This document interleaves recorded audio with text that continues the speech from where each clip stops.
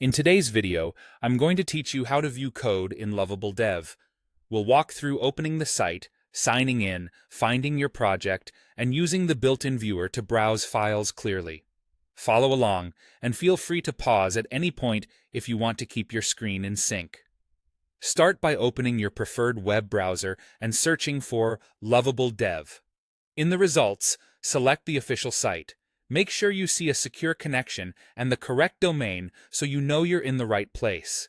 If you plan to return often, consider bookmarking the homepage for quick access later.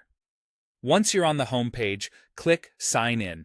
Use the login method your account supports, such as your standard credentials or your organization's provider.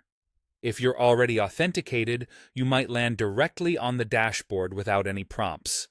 Either way, you should arrive at the Lovable home screen shortly. On the home screen, look for the section labeled Projects. This is where your work lives. Depending on your setup, you'll either see a list of recent projects or a grid view that shows all your applications.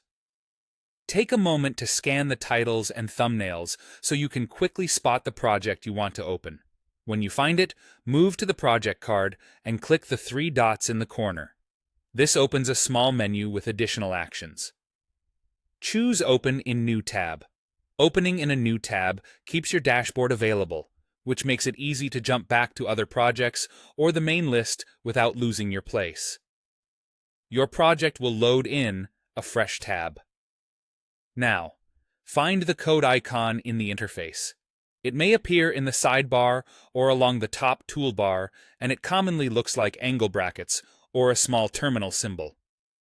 If you hover your mouse over the icon, a tooltip should confirm that it leads to the code view. Click the code icon to open the developer view. You'll see a file explorer on the left and a code viewer in the center. The file explorer shows your folders and files in a tree.